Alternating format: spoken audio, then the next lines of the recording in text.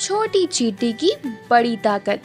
एक हरे भरे जंगल में छोटी छोटी चींटियों का एक समूह रहता था। उसमें से एक छोटी चींटी जिसका नाम चुटकी था, बहुत ही मेहनती और निडर थी। उसका जीवन का उद्देश्य था कि वह अपने परिवार के लिए भोजन इकट्ठा करे।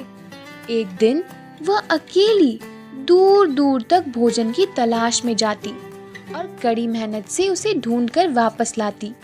एक दिन चुटकी ने देखा कि एक बड़ा टिड्डा भोजन की तलाश में भटक रहा था।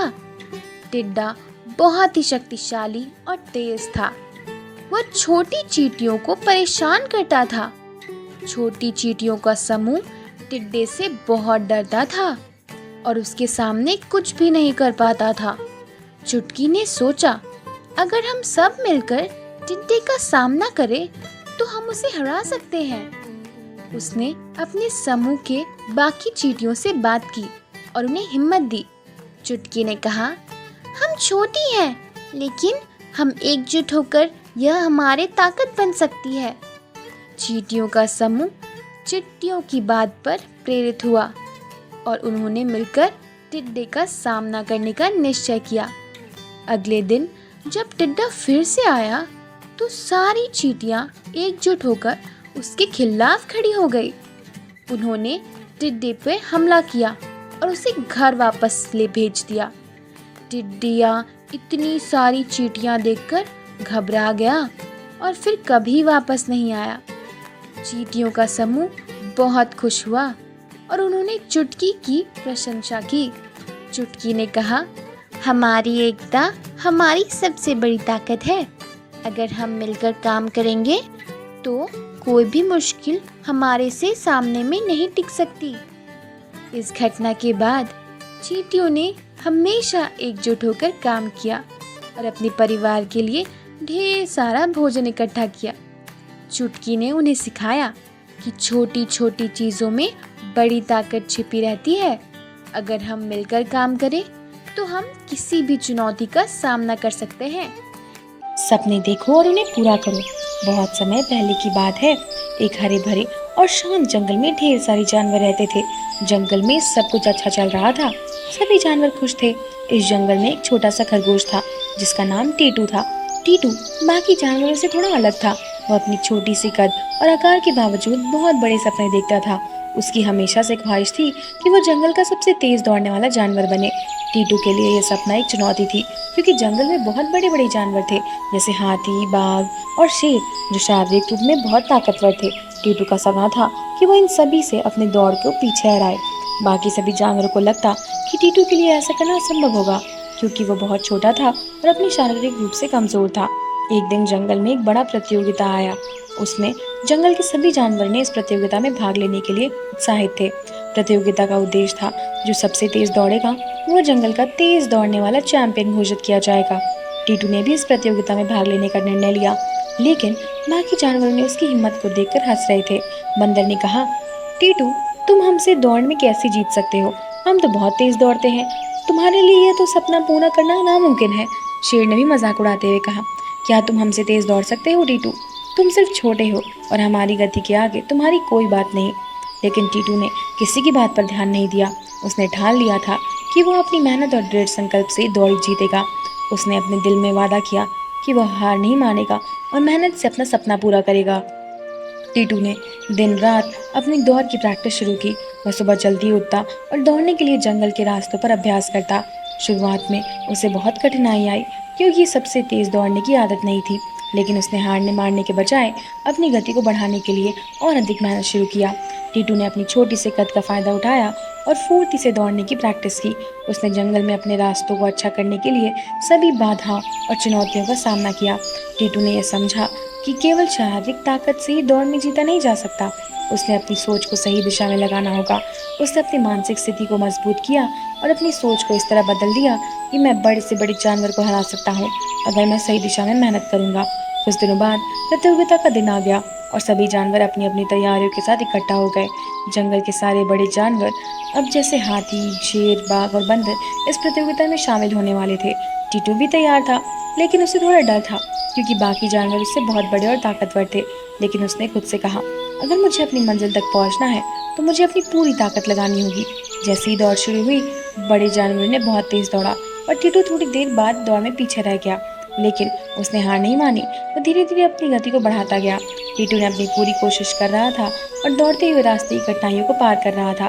टीटू ने देखा कि बाकी जानवर दौड़ते हुए थक रहे थे क्योंकि उन्होंने अपनी पूरी ताकत एक साथ लगा दी थी। लेकिन टीटू ने अपने मनोबल ऊंचा करते हुए वो लगातार दौड़ता रहा। टीटू ने अपनी मेहनत और दृढ़ संकल्प से ये साबित कर दिया कि छोटे आकार और शरीर से ताकत से ज्यादा जरूरी है मेहनत, विश्वास और साहस। गजराज ने कहा, टीटू, तुम सबने हमें दिखा दिया कि अगर हम सपनों को पूरा करने के लिए मेहनत करते हैं तो कोई भी सपना सच हो सकता है। तुम्हारे जैसे छोटे खरगोश ने हमें सिखाया है कि संकल्प पाने के लिए सिर्फ ताकत और मजबूत इच्छा शक्ति और कठिनाइयों का सामना करना जरूरी है। टीटू ने मुस्कुराते हुए कहा, मैंने भी ये सोचा था कि मैं इस दौड़ में जीत सकता हूँ, लेकिन मुझे अपने सपने पर पूरा विश्वास था और मैंने लगातार मेहनत की है। इस कहानी से हमें यह सीखने को मिलता है दोस्तों कि सपने देखना बहुत जरूरी है, लेकिन उसे पूरा करने के लिए मेहनत, साहस और विश्वास होना चाहिए। अगर हम अपने सपनों के प्रति ईमानदार हैं और कड़ी मेहनत करते हैं तो हमें किसी भी मुश्किल को पार करके अपने सपनों को सच कर सकते हैं। दोस्तों, ये थी आज की कहानी। मिलते हैं ऐसी किसी नए वीडियो के साथ। देखने के लिए बहुत बहुत धन्यवाद। आज मैं आपके लिए लाई हूँ एक प्रेरणादायक कहानी जिसका टाइटल है छोटे कदम बड़ी सीख। रामपुर गांव में रहने वाला एक 10 वर्षीय लड़का रोहन बहुत जिज्ञासु और चंचल था। वह हर चीज को जल्दी सीखना चाहता था, लेकिन उसकी एक आदत थी, वह हमेशा बड़े बड़े काम करने में सोचता और उन पूरे करने में हड़बड़ी करता। उसकी माँ सुमित्रा उसे हमेशा कहती, बेटा, अपने लक्ष्य तक पहुंचने के लिए छोटे छोटे कदम उठाने पड़ते हैं। लेकिन रोहन को यह समझना आसान नहीं था। एक दिन स्कूल में शिक्षक ने सभी बच्चों को एक प्रोजेक्ट दिया। प्रोजेक्ट था एक ऐसा पेड़ लगाना और उसकी देखभाल करना जिससे आने वाले वर्षों में दूसरों को लाभ हो। रोहन ने तुरंत सोचा कि वो पेड़ लगाएगा और उसे जल्दी जल्दी बड़ा कर देगा। उसने घर में आकर माँ से कहा, माँ, मैं सबसे अच्छा पेड़ लगाऊंगा और बड़ा लगाऊंगा ताकि सब लोग मेरी तारीफ करें। माँ मुस्कुराई और कहा, बेटा, बड़ा पेड़ लगाना अच्छी बात है, लेकिन उसे बड़ा करने के लिए समय, धैर्य और देखभाल की जरूरत होती है। रोहन ने एक आम का पौधा लाया, लेकिन वह हर दिन सोचता कि पौधा जल्दी से बड़ा हो जाए। वह उसे बार बार पानी देता, लेकिन उसकी जड़ें सही ढंग से बैठ नहीं पाती। एक दिन उसका पौधा मुरझा गया। रोहन उदास हो गया और अपनी माँ के पास गया। माँ, मेरा पौधा क्यों मुरझा गया? माँ ने उसे प्यार से समझाया, बेटा, तुमने उसे समय नहीं दिया। हर चीज को बढ़ने के लिए अपना समय चाहिए। अगर तुम हर कदम ध्यान और धैर्य से उठाओगे तो सफलता जरूर मिलेगी। इस बार रोहन ने अपनी माँ की बात मानी। उसने एक नीम का पौधा लगाया और हर दिन उसे सही मात्रा में पानी देना और सूरज की रोशनी में रखना शुरू किया। वह पौधा की देखभाल करता, लेकिन उसे जल्दी बड़ा करने की कोशिश नहीं करता। धीरे धीरे पौधा हरा भरा होने लगा। रोहन को अब समझ में आया कि छोटे छोटे कदम भी बड़ा परिणाम ला सकते हैं। पौधे की देखभाल करते हुए रोहन ने महसूस किया कि सिर्फ वो एक प्रोजेक्ट नहीं, बल्कि जीवन का बड़ा सबक है। उसने अपने बाकी कामों को भी तैराक पे अपना लाया। पढ़ाई, वो हर दिन थोड़ा थोड़ा पढ़ने लगा और अपनी परीक्षा में अच्छे अंक लाए। खेल, उसने अपने खेल में धैर्य रखना सीखा और अपनी टीम को जीत दिलाने में मदद की। 6 महीने बाद स्कूल में प्रोजेक्ट का परिणाम घोषित हुआ। रोहन का नीम का पेड़ सबसे बड़ा और हरा भरा मजबूत था। शिक्षक ने कहा, रोहन, तुमने यह प्रोजेक्ट बहुत अच्छे से किया। तुम्हारे छोटे छोटे प्रयासों ने यह बड़ा बदलाव लाया है। रोहन ने जवाब दिया, सर, मैंने ये सफलता है सीखा माँ से।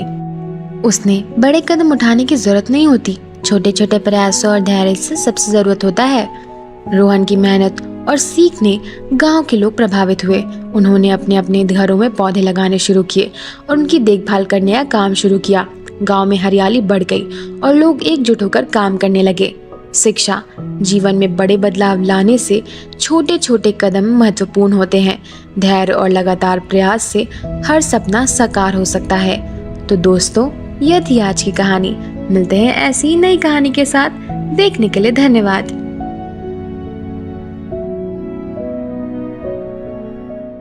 आज की कहानी है बच्चों का मासूम सवाल। राघव एक छोटे से गांव में शिक्षक था। वह अपनी सरलता और बच्चों के प्रति प्यार के लिए पूरे गांव में जाना जाता था। हर दिन जब वह अपनी छोटे से स्कूल में जाता तो वहीं के बच्चों शरारते और सवाल उसका दिन बन जाता। लेकिन एक दिन एक बच्चे ने ऐसा सवाल किया जिससे राघव के साथ साथ पूरे गांव को सोचने पर मजबूर कर दिया। गर्मी का मौसम था। कक्षा में बच्चे अपनी किताबें खोलकर बैठे थे। राघव ने पढ़ाना शुरू किया। बच्चों, आज हम ईमानदारी और सच्चाई के बारे में बात करेंगे। ईमानदारी इंसान हमेशा लोगों का दिल जीतता है। कक्षा में बैठे 8 साल का राहुल, उसने हमेशा अपनी मासूमियत और जिज्ञासा के लिए जाना जाता था, ने हाथ उठाया। राहुल ने मासूमियत से पूछा, मास्टर जी, अगर ईमानदारी इतनी अच्छी चीज़ है तो लोग झूठ क्यों बोलते हैं? राघव एक पल के लिए चुप हो गया। ये एक सवाल उसकी उम्मीद से परे था। वह सोचने लगा कि इतने छोटे बच्चों के दिमाग में ये सवाल कैसे आया। राघव ने मुस्कुराते हुए जवाब दिया, राहुल, झूठ बोलने वाले लोग शायद सोचते हैं कि इससे उनका फायदा मिलेगा, लेकिन यह सच्चाई नहीं है। झूठ बोलने से रिश्ते टूटते हैं और विश्वास खो जाता है। राहुल ने तुरंत एक और सवाल पूछा, तो मास्टर जी, क्या आपने कभी झूठ बोला है? यह सवाल सुनकर कक्षा में सभी बच्चे चुप हो गए। राघव ने सोच में पड़ गया। उसने खुद से पूछा, क्या मैंने कभी झूठ बोला है? राघव ने अपनी पुरानी जिंदगी की एक घटना याद आई।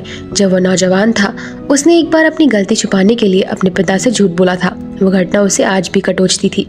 उसने बच्चे से कहा, हाँ बच्चों, मैंने एक बार झूठ बोला था, लेकिन उस झूठ ने मुझे बहुत दर्द दिया। मैंने सीखा कि झूठ बोलने से केवल पछतावा होता है। तभी मैंने ठान लिया कि अब मैं हमेशा सच बोलूंगा। राहुल ने फिर से पूछा, मास्टर जी, क्या आपने गलती की थी तो आपने पिताजी को माफ कर दिया? राघव ने मुस्कुराते हुए पूछा, हाँ राहुल, उन्होंने मुझे माफ कर दिया, लेकिन उन्होंने कहा था कि माफी मांगने का मतलब ये नहीं कि अपनी गलती मानना जरूरी है। ये सच्चाई और ईमानदारी का असली मतलब है। राहुल ने इस सवाल पर केवल राघव को नहीं बल्कि उसकी कक्षा में सभी बच्चों को सोचने पर मजबूर कर दिया। उन्होंने सीखा कि गलती करना बुरी नहीं है, लेकिन उसे छुपाना और झूठ बोलने की सबसे बड़ी गलती है। यह कहानी स्कूल के दीवारों के बाहर निकलकर पूरे गांव में फैल गई। राघव ने तय किया कि वह गांव के लोगों के साथ एक चर्चा आयोजित करेगा, जहां वह ईमानदारी और सच्चाई का महत्व पर बात करेगा। उस दिन गांव के सभी लोग इकट्ठा हुए। राघव ने बच्चों को मासूमियत उदाहरण देते हुए कहा, बच्चों के सवाल हमें सच का रास्ता दिखाते हैं। हमेशा उनकी मासूमियत सीख लेनी चाहिए और झूठ को अपने जीवन से दूर कर देना चाहिए। इस कहानी से हमें यह शिक्षा मिलती है कि बच्चों की मासूमियत हमें जीवन की सबसे बड़ी सच्चाई दिखाती है। हमें हमेशा सच्चाई और ईमानदारी का रास्ता अपनाना चाहिए, चाहे परिस्थिति कैसी भी हो। तो दोस्तों, यह थी आज की कहानी। मिलते हैं अगले वीडियो में। देखने के लिए धन्यवाद।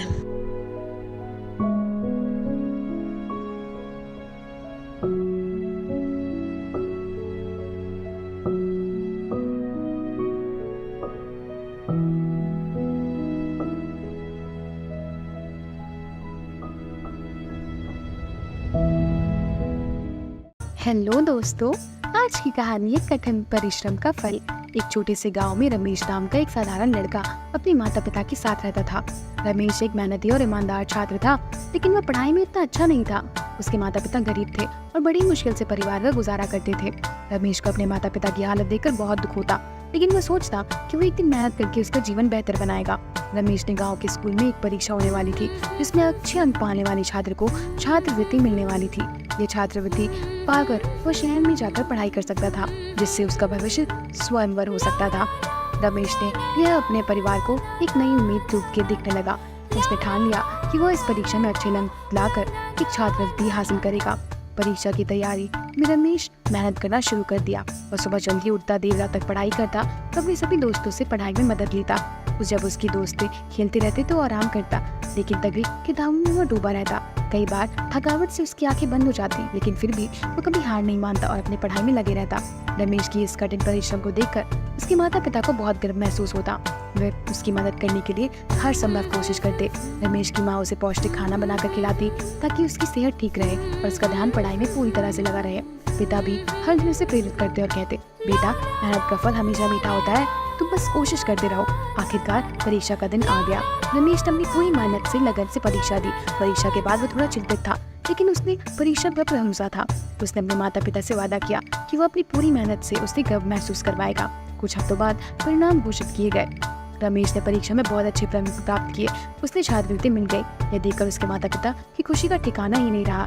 रमेश ने अपनी मेहनत और लगन से वह हासिल कर लिया जिसके बारे में वह सपने देख रहा था। रमेश की सफलता ने उसे आत्मविश्वास से भर दिया। यकीन हो गया कठिन परिश्रम का फल हमेशा मीठा होता है। उसने यह भी सीखा कि मेहनत और लगन से किसी भी मुश्किल को पार किया जा सकता है। उसकी सफलता की कहानी पूरे गांव में फैल गई और सभी बच्चों ने उसे अपना आदर्श मानना शुरू किया। रमेश ने अपनी पढ़ाई जारी रखी और शहर में जाके बड़ी सफलता हासिल की। उसने अपने माता पिता के लिए एक अच्छा घर बनाया, उन्हें सम्मानित जीवन दिया। यह उसकी कहानी सभी लोगों के लिए प्रेरणा बन गई जो कठिन परिस्थितियों में अपने सपने को पूरा करने का हौसला रखते हैं। सीख, कठिन परिश्रम का फल हमेशा मीठा होता है। मेहनत और लगन से की गई कठिनाई को पार किया जा सकता है। सफलता हमेशा हासिल होती है। दोस्तों, यह थी आज की कहानी। मिलते हैं अगले वीडियो में। देखने के लिए धन्यवाद।